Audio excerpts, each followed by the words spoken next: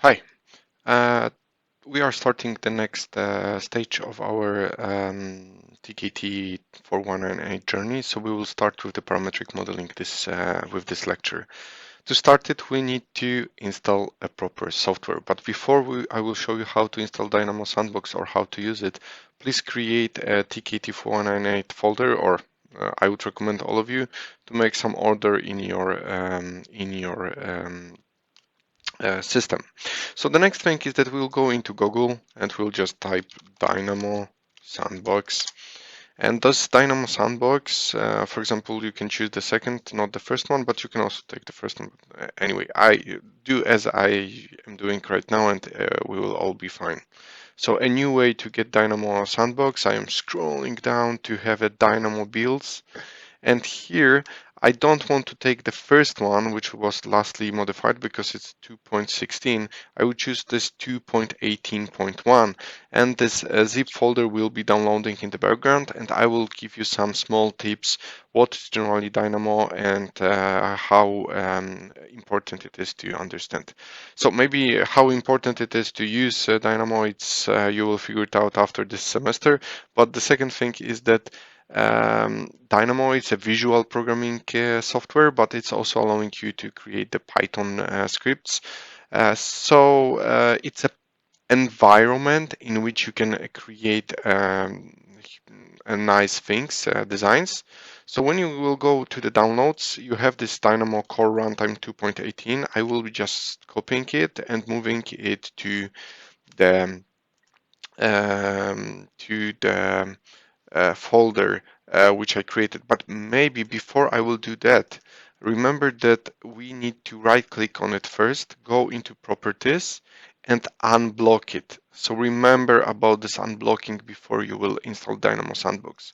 So when you will download it, first thing what you do, you right click on it, go into properties and unblock. After clicking apply, the folder is unblocked. So now I will copy it and move into the folder which I create. I already have it here. So the next thing what I will do, I will just extract it.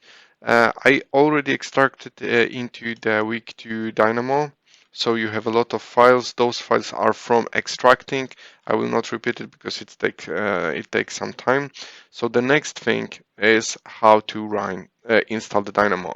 So the thing is that you really don't have to install Dynamo because after you extract it, the only thing which you need is the Dynamo Sandbox application. I can make a shortcut out of it, create a shortcut, and this shortcut I will move maybe to the taskbar because I will be using it quite often during this semester.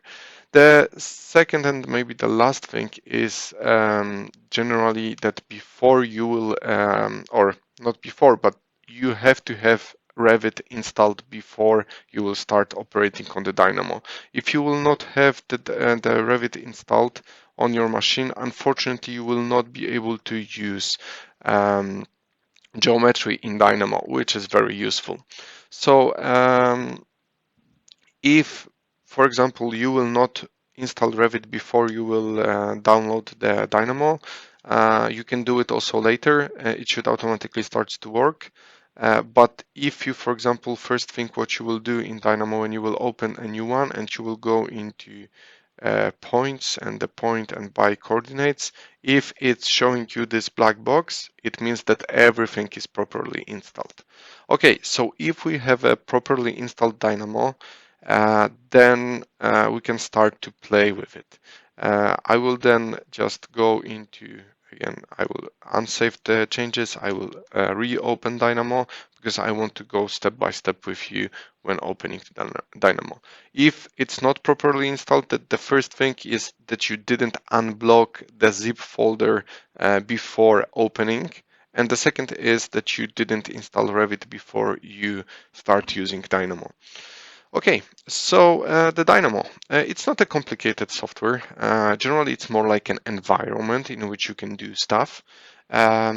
And the thing is that you can in Dynamo on the beginning. Let's go generally the ribbon in the top. It's very small, and what we'll do, we will start with creating a new file. I create a new file, and we have two possibilities here. One is to observe, navigate the geometry. If we want to rotate the view, we have to left click on this enable background 3D navigation move, and then by holding right mouse button we can orbit around some point. Alternative is that the view to the enable geometry preview is the graph view navigation. If I will click it here, right click, it's not rotating any geometry or the navigate around the geometry, it's navigating through the code. So let's create some code. I will right click in the empty space and I will type point. I will choose point by coordinates x, y, z. I will left click on it and I see that I have a point. I would like to now control the x, y, and z coordinates. So I will create a number slider. I will right click here and type slider and go for the number slider. Let's see, I can roll down it and I see that it's changing from 0 to 100. I will change it from 0 to 20 and the step should be 0.1. Okay, I will scroll down this, so I now see that it's changing from 0 to 20. I will Control C, Control V, so I can copy paste a parts of it. So I'm grabbing one, holding left Control and C, and left Control and V. So I have three objects right now. I can now connect it to the X, Y, and Z. I'm doing it by clicking left mouse button on this panel, on this arrow on the right side of one of the components and moving to the input on the left side. Right now, when you will be changing the coordinates of this point, you see that it's automatically moving the objects in the view. If you don't see it, maybe you rotated too much here, or if you did it, you can always zoom to fit. So if you click zoom to fit, he will try to give you the perspective in which you see all the geometry which you created in the graph view navigation. So I will go back to graph view navigation. Now I have one point which is created with the coordinates 10.1 for the x, 3.1 for the y, and 8.3 for the zeta. If we have it, then it means that we can create a little bit more complex geometry. So to do that, I will start to create an second point. So I will copy the whole segment, Control C, Control V. You see that it copy four codes, three number sliders and the point by coordinates. And now I would like to create, of course, right now he has got exactly the same coordinates, so I will try to make it a little bit more random, and I would like to create a line. So you already know that if you will right click in the empty space and start to search for some kind of the command, like for example line, you see that you have by start point, end point, so you can choose one of those. But there is also alternative way of controlling where what kind of the geometry it is, and I would recommend you also right now to do it in this way. So on the left side you see the tree of components or nodes, because those things are called nodes in the Dynamo. And those nodes, if you roll down the geometry, you can see that, for example, I'm searching for the line which will connect those 2 points. So maybe the curve will have the line. I will go here, curves, line, and I see by start point, end point. So this is generally exactly the same line if I would search here for the line. But this scheme, when you can observe where exactly this is, it's also giving you a very good tip where you can search for specific objects. So let's go. Let's connect the start point and the end point from those 2 points which I created. So right now you see that when I am changing the slider, I am changing the line which is created here. And again, this is visual programming, and here you can see extremely nicely how the dynamic effect of changing the slider is affecting on the geometry which is created here. Yes, so if you don't want to use the number slider because you think it's quite hard to control, although you can always put here a number like 10.2. Then there is an other object which can control, for example, the number input. And this object is called a code block. And if you double left clicked in the empty space, it will create a new code block automatically. So sometimes by mistake, I'm clicking the mouse button twice with the left, and I then have to delete it. But the code block, it's giving you to put here some kind of the code or just a number. So if I will type here 10, I can switch the x coordinate of the second points with the number 10, which is here. So the next thing is that if you would like to, I will maybe delete the sliders here. And let's say that I would like creating the code blocks 3 numbers.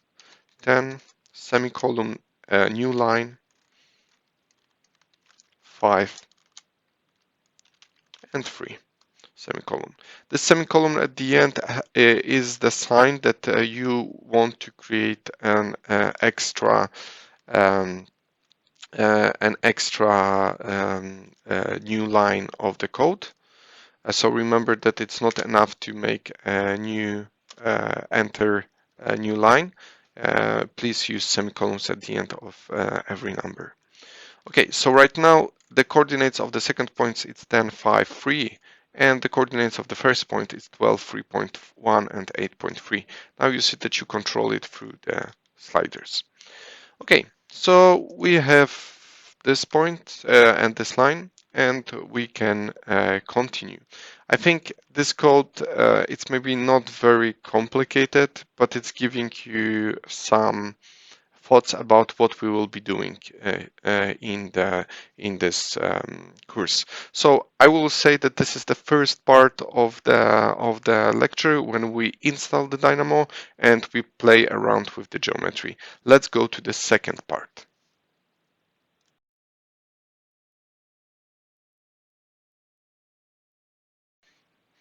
Okay, in the second part of this lecture, we'll try to create first algorithm. It will be quite simple algorithm. It will try to create a 2D truss, which will be based on the lines and nodes.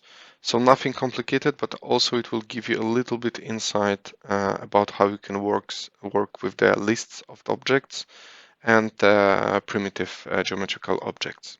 Okay, so first of all, when you are thinking about how to proceed with creating your codes, it's always to think what will be the input and what will be the output. In this case, I would like to have a truss system which is generated from 2 points. So the input for my algorithm should be, for example, just 2 points. So I will create those 2 points, and this time I will not use point from XYZ because it's taking a little bit of time, but I will use the code block. In the code block previously, I was presenting that we can put some numbers like 0, 1, 2, and so on, but we can also write a simple codes.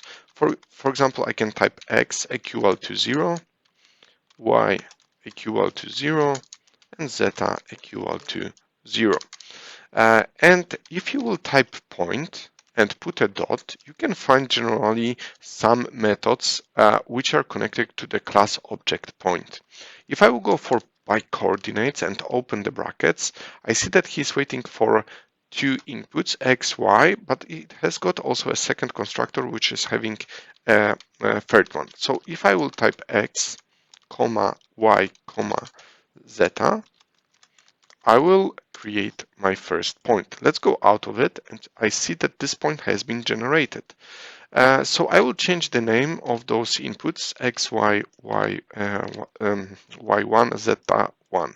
And I will also create the second part of this code, which will control the second point. And also this point by coordinates can be called. So I can call it pt1 equal to point by coordinates. So what I have been doing here, I've been using the library of the geometrical objects, which is in Autodesk, in almost all Autodesk softwares, also in AutoCAD, in Revit, in Robot, to generate the object which I want it to be. So pt2 will be point. This is a class object point. I'm typing dot. Then I see that I have small constructor. It's called by coordinates. And here I am using um, 3 numbers to generate the point.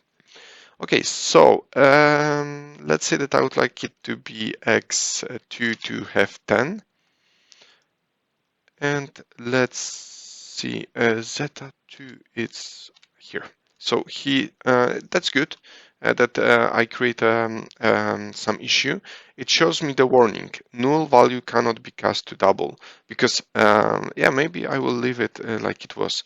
I have here Z3, and he was waiting for zeta2. I didn't give him this input, this zeta2, so he showed me the warning. It cannot be that I'm using zeta2 which is not recognized here. But since zeta2 was used, he assumed that this is the input. So if I would create another code block and connect this number 0 to zeta2, now everything is working. But let's say that I don't want to have the zeta2 from the input but control from this code block. So I will go back to zeta2 instead of zeta3, which was my mistake. And by this, the code block starts to work. Where is the second point? It's here. Nice. So finally, I see 2 points. Between those 2 points, I would like to create a truss. Okay, let's try to do that. First of all, I will create again a line by start point, end point. I will connect those 2 points to generate the line, which will be the bottom chord of my code. By the way, to move the object, you can hold the scroll mouse button and move most of the objects to the left or to the right. Also, if you lost your code, click here, zoom to fit. It should zoom the view to your objects if you will lost it. Okay, then we have a line, and please remember to save your files from time to time. It's pretty stable software, but of course it could happen that it's crashed. 4198 lecture 3 part. I will call it part 1, but it holds also part 1 and part 2. Okay, let's create now we have the line, and we would like to now control the height of the truss. So to do it, I will maybe move this line of the points up, or this line up. So let's try if we have something like move. I see that I have a translate, and you can specify there x, y, and zeta, or the direction. X, y, and zeta will push us to put x, y, and zeta coordinates every time we want. This time I will use the second one, which is translate by direction. So I will place it here. I will put the geometry, and the direction, it's a vector. You see, if I hold the scroll, the cursor of the mouse over the input, he will suggest me what kind of the object he needs. So he needs a vector. Let's type vector.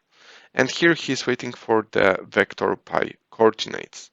So I will go for it by coordinates, this vector. And here I will make a code block. I will call it height equal to, let's say, 3.2. So I can also change the name of this code block. So rename, it's not code block, its height of the truss. Okay, so I see that when I'm changing it, this 3.2 to 3.5, it's changing the value. But maybe it would be nice to have here a number slider.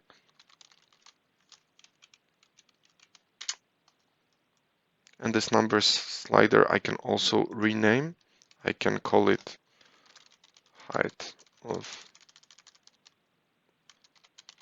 the truss.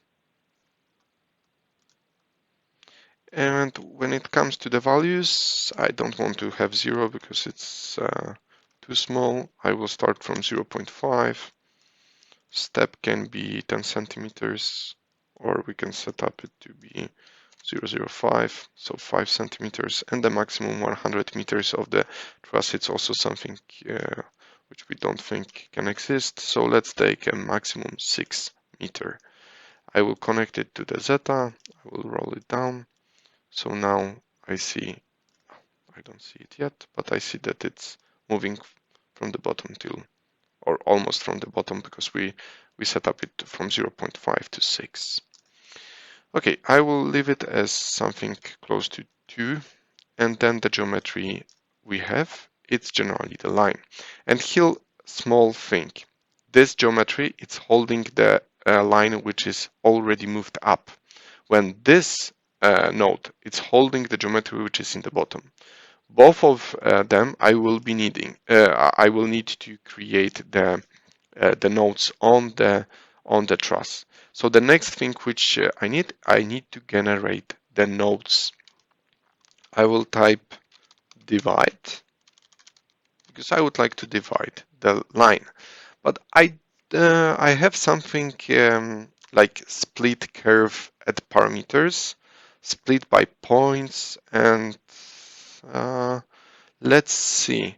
Generally, it's in the curve. So I would like to go into geometry, curves, and search for the methods which we have here. So, for example, here we will have, let's see, point at parameter and points at chord length. You can use many of them, but this time what I will show you, it's the usage of the point at parameter. So I will choose this one, curve dot point at parameter.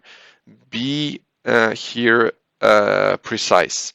There is a lot of them, as you can see, so use exactly like I do. I want to have a point at a specific parameter. I will connect this line to this. And by default, parameter is 0. What this parameter is? Parameter 0 is the beginning of the curve, 1 is the end of it. So let's create a number slider. And let's specify from 0 to 1 with 0, 0, 0, 1. So this slider I will connect here. And as you can see, when I am changing it, 0 it's on the beginning, 1 it's in the end. It's moving here. If you focus your eyes on this, you see that it's moving. Okay, so I would like to have several numbers, like for example 10 numbers, which are from 0 to 1, and by this I will have a proper list of the parameters which I can connect here. So let's open the code block, and the code block, let's see what it can do. So there is a way to quickly generate the list of specific numbers in Dynamo. If you will type 0, 2 dots, 1, and then you can also type 2 dots and 0.1, it should generate you the number of the list of numbers.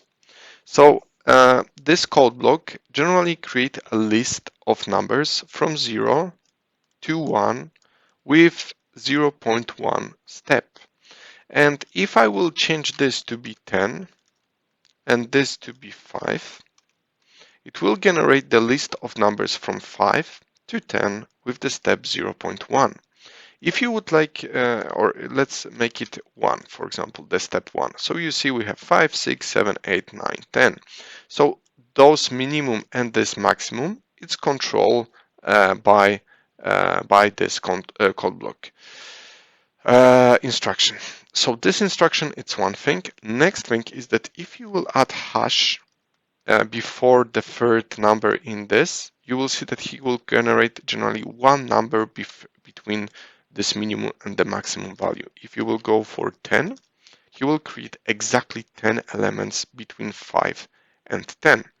So this would be nice to have in our algorithm, because if we could control from 0 to 1 number of the parameters, this would control the number of the columns in our truss. So let's try to connect this kind of the code into parameter. You see he populate the top line with 10 points right now on which we can work. But it is a little bit problematic to control the number of the divisions. We would like to have use a number slider. So I will set up the minimum value to be 3 columns, 3 divisions, and maybe 20, the maximum, and the step number 1. And I would like to control with this number slider, which I will call number of divisions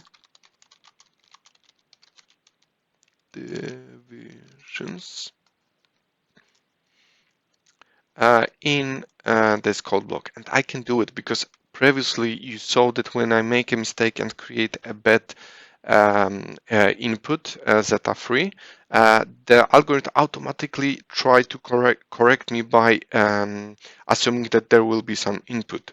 So I will type here, for example, number of divisions, numd, and I will connect it here. So now I can connect it here, and I can control the number of the divisions which are produced here. And as you can see, I have a top points right now finally created. I would like to create exactly the same. So I am copy pasting this curve pointed parameter, but this time I will not use the top line. I will use the bottom line. So from here, I will be connecting it here. So I have points in the bottom and points in the top. To make a clear code, because it's already trying to make something which we call spaghetti, curve pointed parameter, I will change the naming to call it top points. And this one, oh sorry, this was the top points, so the previous one should be called bottom points.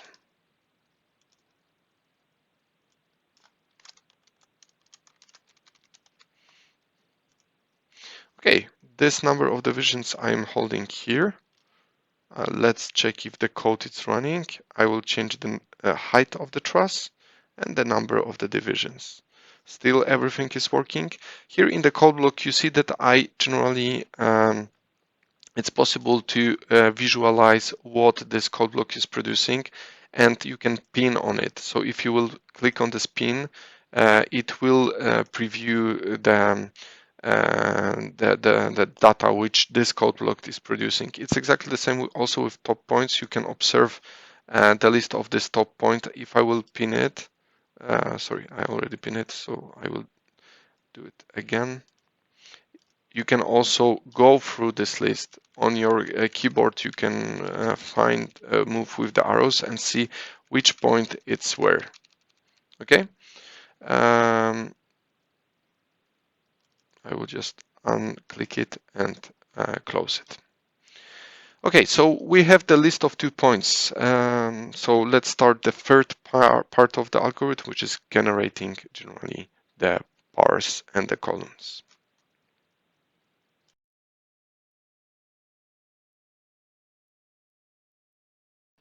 Okay, so we have 2 lists of points, bottom and top points. We would like to now work on them and produce some kind of the connection between them.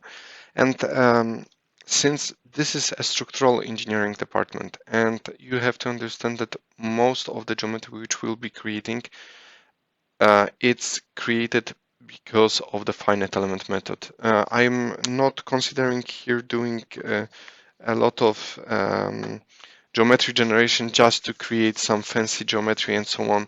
Here I'm mostly thinking about how to teach you to work on the geometry which will be later the finite element model. So most of the finite element softwares which we have in the market, if it's FEM design, if it's robot and so on, are working on the analytical model of the geometry. This analytical model of the geometry, it's simplifying, for example, volumetric objects from the building information modeling, for example, column, into a simple line. To create a finite element model, you have to operate on the finite elements. And the finite elements used in the construction engineering are mostly beams, columns, bars, and surfaces. We have volumetric analysis in the finite element method, but it's very inefficient in the sense of producing quick calculation. So till the computational design and computer power, it's not good enough. Going for the volumetric analysis, it's quite too big stuff in the construction engineering, in the building engineering. So what we will need here is generally a line, something which will be later a column or a bar. Okay, quite too long introduction to very simple thing which we'll do, because we will just type line, exactly the same as previously. I need start point and end point. I will choose the bottom points and the top points, and I have my columns in my truss. So this line by start endpoints produce the columns in my truss. So now, as you can see, I can change the height of the truss and the number of the divisions. I will call them columns, and I will accept it. Okay, so those are my columns. As you can see, it's turning blue when I am touching it. I would like to see also the bottom lines and the top lines. Of course, I have it as the one long line, but again, we want to operate on the finite element method. Finite element method for the beams are correct if we are connecting, splitting the line in the places of the nodes. So we would like to not have one long line, but the line which is going from one point to another. From AutoCAD, we know that we can do it, for example, with the polyline. So if I will type polyline, let's see, nothing, polycurve, or something. If I don't see it, sorry, maybe I remember this command from different software. Let's go into the curves and see what we have here. We have a polycurve by points, polycurve by points. And this will demand from us a list of points. And as you can see here on the left side of my cursor, when I go over the input, he type point and then rectangular brackets. Those rectangular brackets means that this is an array of the point. He don't want one single point. He wants a collection of the points. But we have it because those bottom points are collection of the points. So if I will type it here, this will create a proper polycurve. I will then, just to double check it, I will take everything what is here inside the Dynamo. Take a look on my screen. I am starting to grabbing everything from the right to the left, and I will click right mouse button in the empty space. I will type hide geometry preview. As you can see right now, all of those which was hidden are not visible anymore. So the only thing which is visible are columns, which I didn't hide, and those polycurves by points. So those ones are visible here in the bottom, but I still don't see the polycurve by polycurve, the polyline in the bottom, in the top chord. So I will try to do it. I will copy paste polycurve by points. I will connect the top points, and I see it finally here. But again, this polycurve, it's still a curve. It's only one. It has the information that there is a 12 of them, but I would like to have a 12 single lines from point to points. So what I can do, maybe it's something like explode. Let's see. Separate compounds or not separate elements in their component parts. Let's try to use this one. If I will click it, let's see what I have. I have a list of 12 lines. I say 12, although here you see 11 on the index because it's indexing from 0. Remember that as also Python is doing, we are indexing from 0. So this explode finally create the list of top lines. So I will change its name to top lines. I will do exactly the same with the bottom one and change their names to be bottom lines. Nice. So we have bottom lines, columns, and the top lines. We also have top points and the bottom points. Finally, I will just turn off the polycurve by points by hiding geometry preview. And this is bottom, those are columns, and those are top lines. I would like right now to calculate how much of the lines I have, because this could be, for example, the information how much each specific cross section I need. So I would like to read, for example, the general length of all of the bottom lines used in my algorithm. To do that, I will try to search something which is calculating the length. And let's see, this is not this one because it's measuring the length of the string. It's definitely not this one. Let's see if I have curve.length. Yeah, this is exactly what I was looking for. So here I'm giving him a collection of the curves, and he's giving me back the length of each specific object. But as I was saying, this information it's not exactly what I wanted, because I wanted to have one single number so I would like to have a sum of those numbers. To have a sum, let's try if I can just sum it. So I will type sum. I will give him a values, and finally I will have 10. I think it's true because the coordinate x was 10 of the second point. So the global length of the curves in the bottom and the top was 10. So I will copy paste this curve length. I will connect it also to the columns and to the bottom chord, and I would like to see all of them. So how really I can connect it to this one? Because when I am trying to switch, unfortunately, it's not allowing me to add two list of elements together.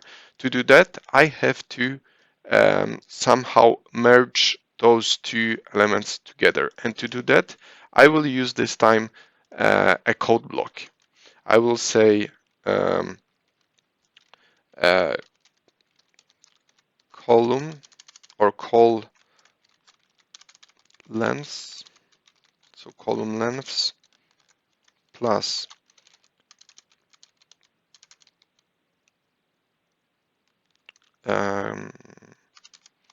beam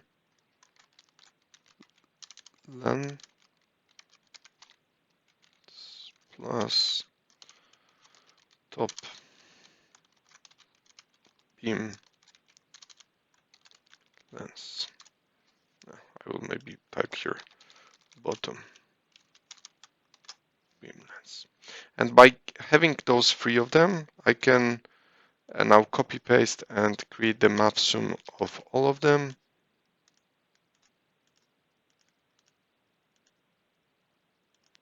Columns are here, bottom are here. I will see the value. So I have 58 meters 0.3 35 of general length of all of the elements.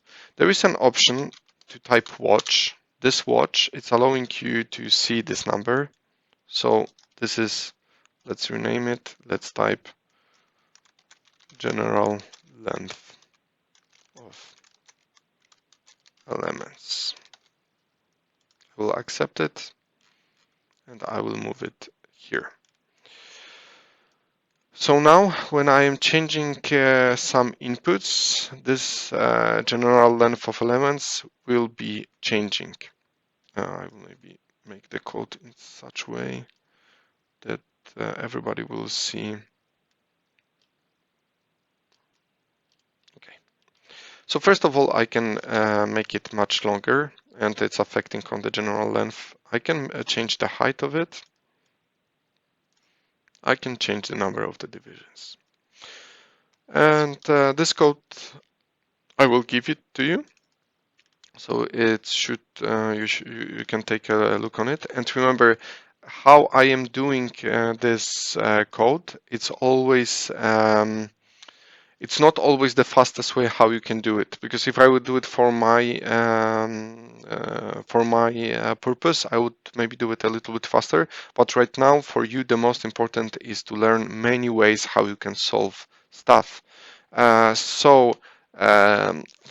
this very brief introduction into the Dynamo, we operate already on the code block. We know that we can create some codes in the code blocks. Alternatively, of using code block to create inputs, we can use sliders, for example.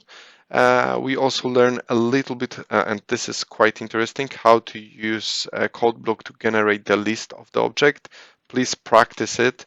So for example, what if I would like to create a code block which is from minimum to maximum with the step. Take a look on it. It's giving you the option to give minimum, maximum, and the step. In this case, you can create, for example, a slider here.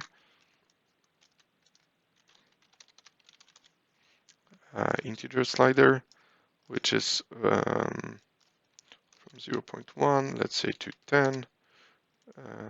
Sorry, I type integer slider. Integer is, of course, integrals, so I will type number slider. Number slider could be the minimum. It's also not a problem. Here we can see the maximum, which will be a little bit bigger, and the step can be also controlled by the slider. So in this case, I can type here watch, and we can see how it is working. So if I am changing this to be smaller, it's producing more elements because the step is smaller. Also, this can control the maximum value. And remember that when you are adding hash, suddenly this is changing. And although here I give him 19.4, he will take 19 probably as the step, or he will have a problem with that. Oh, sorry, 19.4, he will take 19 elements to be created, so it should be from 0 to 18. Good. So please practice on creating the list from with this code block. Anyway, next time when we'll be creating on the next lecture, I will hopefully be physically in the classroom, and I will help all of you with all the problems which you have with Dynamo. But also please contact me on Teams if you have a problem, or Sfera Magnus Hakonsson if you have a problem with installing Dynamo. Okay, thanks a lot. And one more time, I have to say sorry that I am not physically today at the lecture. I should be there, but some health issues prevent me from being there. Okay, thanks a lot, and see you on Wednesday.